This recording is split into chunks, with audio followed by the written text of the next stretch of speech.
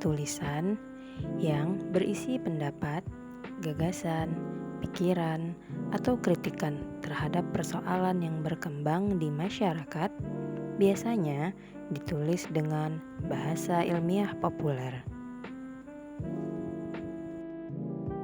Secara lengkap dengan panjang tertentu yang dibuat untuk dipublikasikan di media daring maupun cetak.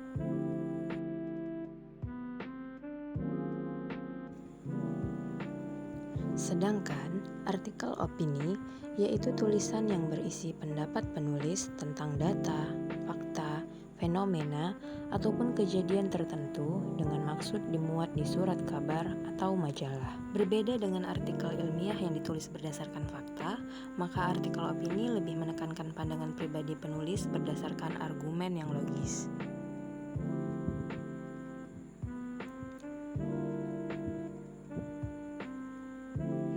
Artikel opini ini termasuk ke dalam kategori teks eksposisi karena di dalamnya berisi argumen seseorang ataupun pandangan seseorang.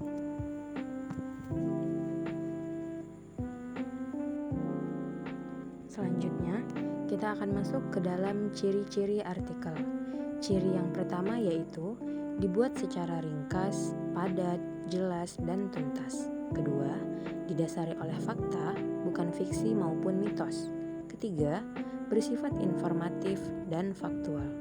Keempat, dapat mengandung opini dan analisis. Kelima, menggunakan bahasa baku atau resmi, serta kalimat yang lugas, logis, denotatif, dan efektif. Dan yang terakhir, metode penulisan artikel dibuat secara sistematis.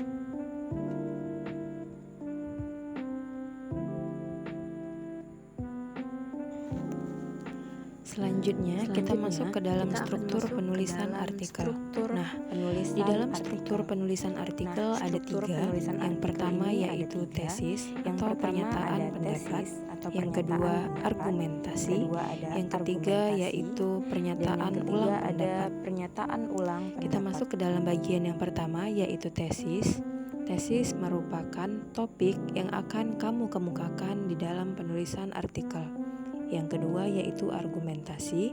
Argumentasi merupakan bagian terpenting dalam artikel opini. Karena argumentasi yang dikemukakan haruslah kuat, artinya argumentasi harus didukung data aktual. Karena artikel opini pada umumnya bersifat aktual yang berisi analisis subjektif terhadap suatu permasalahan. Argumentasi yang dibangun haruslah konstruktif agar pesan dalam tulisan dapat diserap secara baik oleh pembaca. Kemudian juga harus memberikan solusi yang komprehensif. Dan di bagian yang ketiga yaitu pernyataan ulang pendapat. Di bagian pernyataan ulang pendapat ini berisi penegasan kembali pendapat yang telah dikemukakan agar pembaca yakin dengan pandangan atau pendapat yang ditulis oleh penulis. Selanjutnya kita masuk ke dalam materi kebahasaan artikel. Di dalam unsur kebahasaan artikel yang pertama yaitu menggunakan kata rujukan, yang merupakan kata ganti yang menunjuk pada kata lain yang telah digunakan sebelumnya. Kata rujukan yang pertama yaitu kata rujukan benda, contohnya ini, itu, dan tersebut. Yang kedua, kata rujukan tempat, contohnya ada di sini, di sana, dan di situ. Dan yang ketiga, ada kata rujukan orang atau persona, contohnya dia, ia, beliau, dan mereka. Unsur kebahasaan yang kedua yaitu penggunaan kosakata. Keseluruhan kata, perbendaharaan kata, atau istilah yang mengacu pada konsep-konsep tertentu yang dimiliki seseorang. Supaya teks tersebut mampu meyakinkan pembaca, diperlukan kosakata yang luas dan menarik.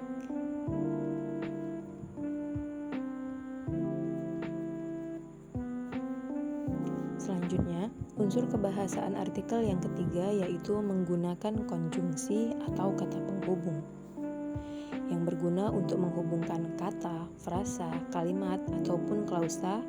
Konjungsi yang sering digunakan yaitu yang pertama ada konjungsi kronologis yang contohnya itu ialah mula-mula, sesudah, dan sebelum. Dan yang kedua ada konjungsi kausalitas. Konjungsi kausalitas ini adalah konjungsi yang menyatakan hubungan sebab akibat, yang contohnya itu adalah seperti karena, jika, demikian, agar. Unsur kebahasaan yang keempat yaitu menggunakan kata baku, yaitu kata yang sesuai dengan kaidah bahasa Indonesia. Dan unsur yang kelima yaitu menggunakan adverbia, yaitu kata yang memberikan keterangan pada verba, adjektif, dan nomina.